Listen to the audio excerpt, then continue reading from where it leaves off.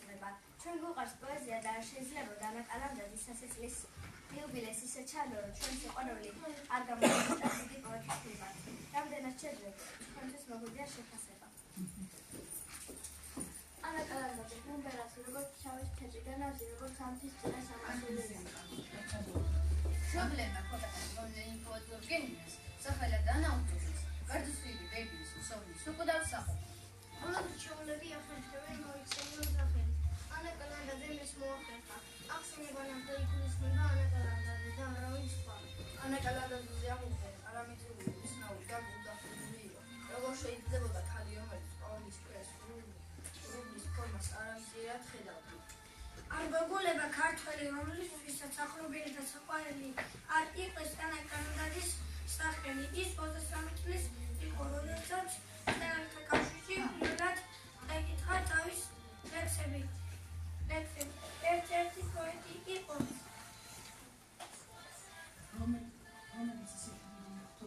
რომელიც ისეთი დიდი აქტუალობით მიიღო საზოგადოება, დიდხანს მწერალების სახით ძველდებოდა მისი ლექსები. ანა კალანდაძე დაიბადა 1904 წლის 15 დეკემბერს ჩოხატაურის რაიონის სოფელში. მამა ადრე გარდაეცვალა, დაამთავრა პრესის საზარდუცილო სკოლა. იმავე წელს სწავლა გამართა თბილისის სახელმწიფო უნივერსიტეტში, ბიოლოგიის ფაკულტეტზე. მეორე კურსში კავკასიური ენების მოღვაწეობით დაამთავრა. ამას პირველი პოეტური შეგონება, პირველი პოეტური სიტყვა ხდის თავს უკავშირდება. ზაფხულის წარდადეგებში ჩატარებია. ეს საღამოსოლის წინ ეზოში ისხდნენ და უსმენდნენ მამიდას. ოლღა კალანდაძეს, რომელიც ქართული ენისა და ლიტერატურის მასწავლებელი იყო. მოულოდნელად მას ყურადღება მატება მიიღო. თვარე ამოდიოდა. "სტომ, ჩვენი ელი არა, ყველაფერი ამბობს." მეორე დღეს ორ სტროფიანი ბაძი თვარე ჰქონდა. გამზადებული ანა კალანდაძე. მამიდას ძალიან გაუხმდა. სწორედ ამიტომ ოლღა კალანდაძემ დაუწყო პოეზიის გზა. ეს ლექსი ბაგრატ ქუდაისის პირველ სასწავლო საიმუშო სკოლის პედაგოგის გაზეთში გამოცემეს. მაშინ ანა 11 წლის იყო. 1950 წლამდე არაფერი გამოუყენებია. წერდა თავისთვის. ხოლო მამიდა აღიარა თავს ის შემოქმედებას. შეგადაში ფილმს სასაზღვრო. კრიტიკოსი ურამასაც შეწერდა. ანა კალანდაძის მოვლენა კიდევ ოჯახთან მიმდინარეობდა. როცა საქმე ყოველდღიური იყო ანა ბულბული. პოემაში არის პირობები, თვალებით არის გადაღება. უამრავი წერია. კონდენსატორი ხოლმე გადაგეს ყოველდღიურ მოვლენებოდა ესმოდა. ესული ანა კალანდაძე აღმოჩნდა. როცა ანა კალანდაძე პირველად 1900 წელს თავის ლექსებში ყველა ამაზე ლაპარაკობდა. ეს ანა შემოქმედი პოეტი დაიბადა. აგეთ ის მოყავდა პოეზიის მეფე, გადასწრებული და პოეზიის დედოფალი ანა. ახლავე შემოგვამია გულთამტილავი.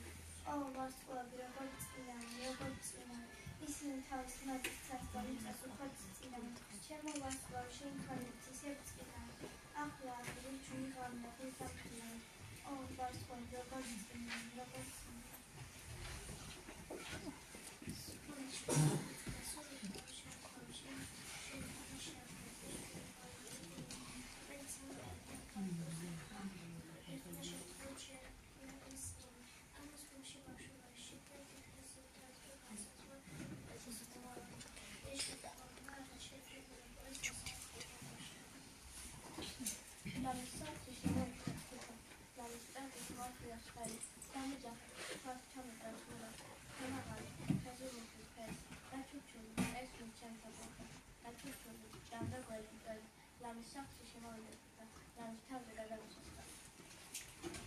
ეს ლექსი უამრავ ადამიანმა ექს. ალბათებია, ისიც იციან, რომ ნამდვილად არსებობდა თუთის ხე, რომელზეც პოეტმა ეს უბრალი ლექსი დაწერა.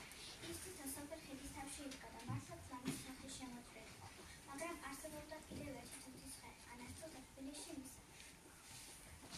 ამ ლექსში პოეტის ცხოვრება 1979 წელს გადავიდა და როგორც ნამდვილად მას შემდეგ გამოიყენება გაიზარდა თუთის ხე. რომელიც რამდენიმე წელი დაჩინდა გახდა ანა კალანდაძის ელემენტებში შეიძლება გასაგებად პოეტი თავის წერილზე მომბახსევრებული თითის შევიდა უსაყვარლეს მუშლის მიერთება. ეს ანა კალანდაძის სახლის კუშის მხრიდან მომედიანო და ფარშულებს.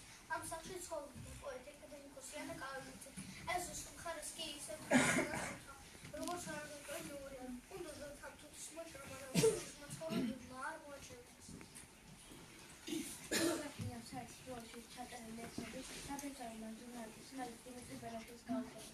ამის შემდეგ ეს რეორგანიზაცია მოხდა. იგი გადაწყვეტილების ლიტერატურა ხელოვნების რედაქტორი იყო. გავიდა ხანი, პასუხი არქევა. ანამ გადაწყვეტა რედაქციაში მესამე რომ წამოწევდა. რედაქტორის კაბინეტის სავსე იყო მწერლები. ვინ ხართ ანა კალანდაზე? სად დაიკავეთ? რატომ აღარ გამოჩნდა? წესებად გიახსნა. ვერ სადაც ვერ წახვარ. სიმონ ჩიქოვანის უნდა თქვენი გაცნობა, საც ამ მოარ დაელოდე. აი ისიც გაიცანოთ, სიმონ ჩიქოვანი, მწერალთა კავშირის თავმჯდომარე. ეს კი ახალგაზრდა პოეტი ანა კალანდზადეა. ეს ის კოგუა, რომლის ლექსებიც ხელნაწერის სახით გავრცელდა ქალაქში. ნახოთ, აბამამის მისი ვაული.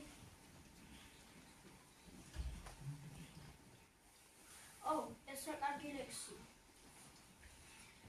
აიწია ფეხის წვერებზე მზეს ქალაქში ჩამოიხედა იდგა თბილისში როგორც ერეკლე ხმალ შემართული ნარის ციხესთან ღრუბლები როგვით დაიძრნენ ხალში და მიაშურეს ნალისფერ მთათა ასეთი დარგით იყო მაშინ ოდეს თბილისი აიკლეს პასთან იკვლება სიმონ ჩიქოვანი ხელოვანი ლექსებზე ანას პოეზიის ნაზი იქნება შენისება მახარ ქართულოცაო შენისება მახარ საკვიდო შეისქვეშ კაჩი უსუმავედან ნახა ვეცა უსმაზე ვეცა მოგონა და ვეცა სპარსნა შენი დიდების მუღერალია ოშკი და ვაზნა ბებერი და შენისება მახარ ისე კუჩი ქართულოცაო იქობა ხოლმე და ლამაზო მინდა შენი ბედი შომეთ შენი ხედია ოშა დარაკა ხილის უმცრე რათვალები ელური ცეცხლის დაკელი მოშაკა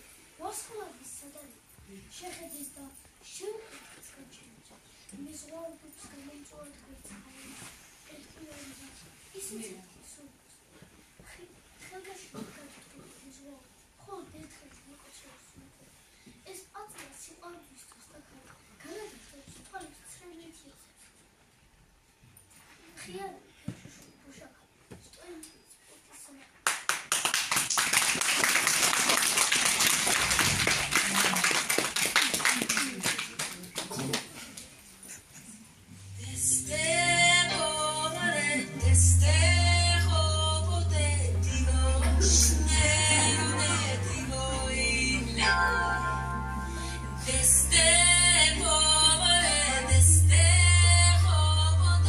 Dios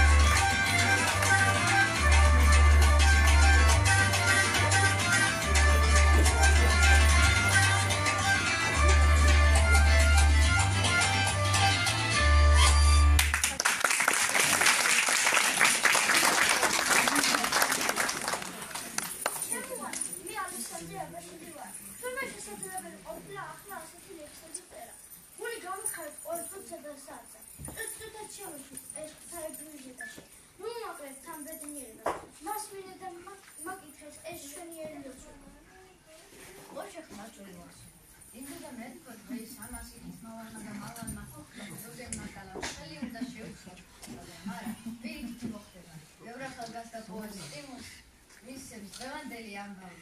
ისინი უფრო მოიმარჯვებენ თანამს.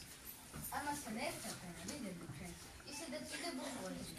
ამას ვამბობ მე, კონსტანტინე გამსახურში.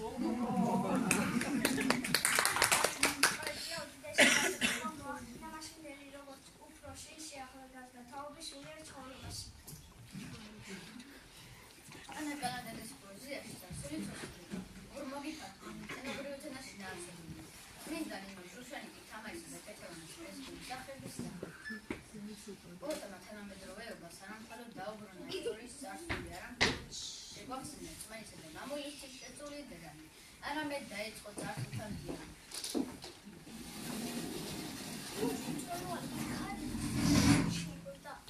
როდესაც მარშალები დაიწყო, თავი უნდა ჯავახის ხეთება და ხეებში ქარიშხლები დაუბრუნა. მოჰკიოდა ქარის დუბლებს მოჰკიოდა და ფარავას მასალიდან წორწოდა ქარი. მოდიოდა, ნინო თემით მოდიოდა და მოჰქონდა სარატრელი მოსის ჯვარი. თორის თემის კვირდებოდა უცნობი მის უნდა ხალხშორდობის თორი თეთრე საკითხა რომელია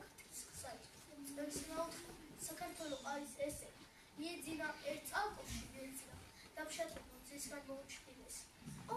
ეს სულაც გავიწყდა ზოლის ნუგეში ეუბრია გაიაგუდა თუთი ზოშობის სევდა მაგრამ წმენა ავარი და თორი ჯავახები სათასე და ტყეებში ქარიშხლები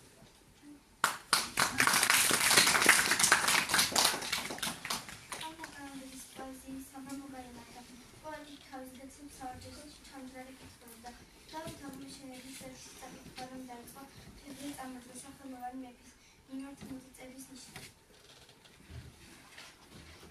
თექი დამარგი თექი ოენა ალბა ყავით საქართველოს ყოვლის პროგრამა დავით თექი საფრავის გადასულის ტემები ასეთი ცოდვა გამოსხდები ტევები ის მსახურები ქართულ მიწათმას რაი გადადებს გასწეგი ნიკოფსი და დარბანდამდე თუ ეს მაღალთა თავდადლობა ოდით და ოდით თუ ცოდილი ხარ მაშინ მეფე რა ვაქნა ცოდილი სიმშვიდის სული სიმშვიდის ვერსით ყოველთა ფეხი დამატი უზე დამატი ფეხი ყოველი ანათუდეს არ ამოყობენ თავის ქრონიკა აკადემიკოს ლოკაფეს სამხედროს ეს პატრიის თორმა პოლიტიკაში გაიგო ეს ამბავი ძალიან მორდებული იყო ეოქართულებოდა მაღალმთის სამას დალიოში მაგრამ რა იქ ბაზრობაზე ხოლმე წასულიყო იქ ერთმა ხალხმა ანაო დაუზა აქ ხელები δεν მოიწვა გაიქცა ეს ხალხი თუ ეწვევს ფეხები მოიწვა ანას მოიწვა ყველია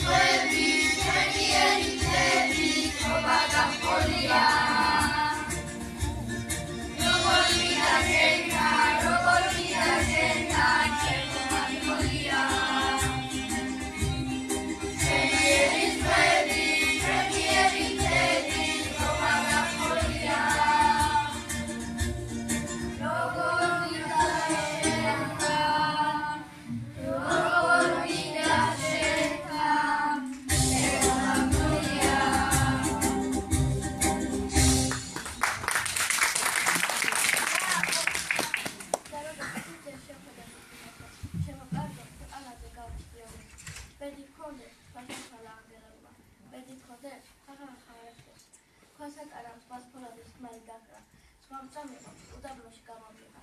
სულში გულში როა გაქრა მაგაფრა. მყარაზე აღარავიდან ამიყარ. ხო, როდესაც შეხედა გულში. ისე იქნება მყარაზე გავჩიოდეს. ბედნიერი იყოს უთქვამს ანგელოსა, სატანავჩა, ხა, არასოდეს. ანაკალანდები მიუხედავად იმისა, რომ მისი ლექსები სავსეა სიყვარულით, ოჯახი არ შეუქმნია, მაგრამ შეუძლებელია არა უყვარებოდა. ეგეც ამას უცნაურობა იყო. არას მამაკაცი უღად ჭირდებოდა და არაფრად, მაგრამ ყველასგან მალავდა მის სიყვარულს. მაგრამ ლექსებში ძალიან კარგად აფლევდა, არ გაუჟღონებია უნება.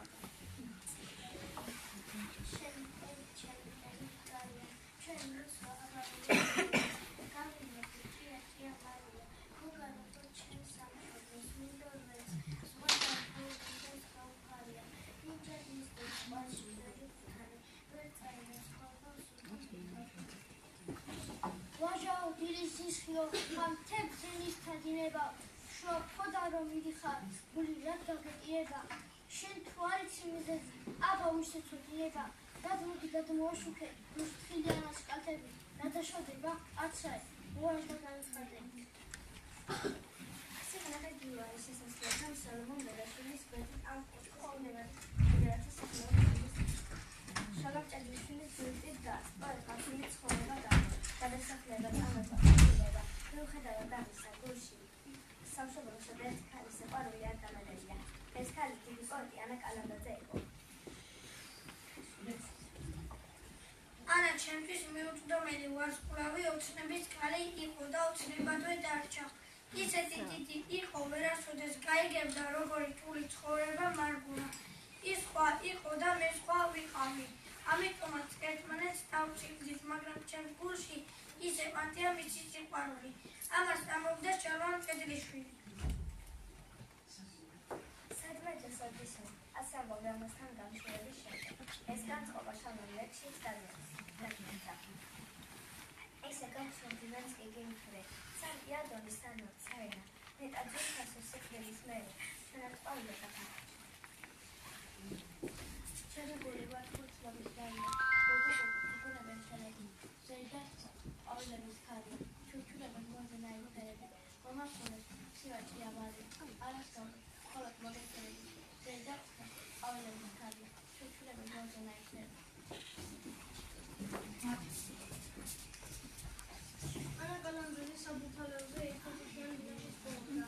მის ოჯახის გვერდით ძალიან უყვარდა გეოგრაფია. მუშაობდა ენათმეცნიერების ინსტიტუტში, სადაც ძალიან უყვარდა პატივსაცემია. დაახლოებული იყო პატრიარქთან. ეკლესიურად ცხოვრობდა და იყო თავისული ენა.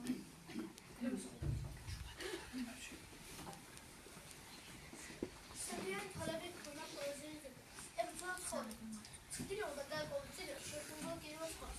მაგრამ გულის სიღრმე შუქმა ოპლოებით კეთილმოგულა ტრანსდება. ამით ჩოდას სუცხოს ფასო, ყოდა სუცხი, რომელიც ხარკუქია. რასურად ხეცელი ყოფის უკანადისობა შედგა. ამ ხანმოკლე სუცხის განმავლობაში გული შესაქმრა. ხოლო ერთხელ გვეძლევა ერთ დისკოჩკარი სუცხი, რომელიც მასზე ამოგირულ შემბარებული არსებობა. ანა შევიდა მარადიულ არსებობაში თავისი დიდი პოეზიით, უნიკალურ ცხოვრებით და სერით, რომელსაც ბუნებრივად წარმოადგენდა შემოქმედების სამკურნალური ცხოვრება. პოეტი 2009 წლის 11 მარტს 93 წელს ხამცლები ორთქლშენდა გარდაიცვალა. ის სამების საკათედრო კათედრიდან გამოაცხადა და დაკრძალულია მთაწმინდა წეროთა და საზოგადო მოღვაწეთა პანთეონში. ანა კალანდაძე 21 დიდი მთაწმინდელია. იგი ერთადერთი ქალი პოეტია ჩვენსიტყვიან მთაწმინდებელს შორის. ისე დაიბადა ანა კალანდაძე. მამამ სამყაროში სიყვარული დატოვა, რომელიც ადამიანებს საყვარელს უნდებს. მისი უპირველესი მიზანი და მოვალეობაც ესაა. თქვენ თვითონ მოყურებელო, ამას გიჩვენოთ, დატოვოთ ამ ქვეყანაზე თქვენი წილის სიყვარული. დატოვეთ თქვენს რადგან თქვა შეიძლება გვიანი იყოს. დატოვეთ იქ სადაც გიქნათ. დატოვეთ იმ ადამიანებთან, ვისაც ხდებით ფონდზე. დატოვეთ თქვენი წილის სიყვარული, რადგან თქვენ შემდეგი მასულა და თქვენი სიყვარული თავის შემოხდით.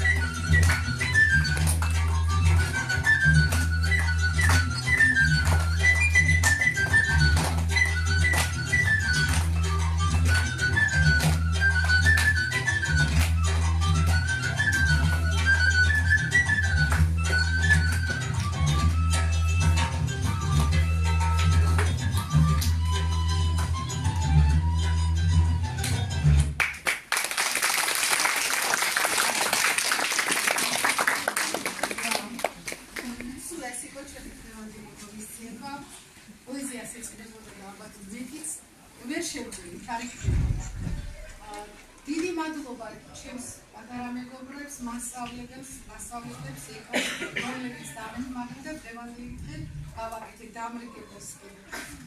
რა ვიცი, ხა კი მქონდა რაღაც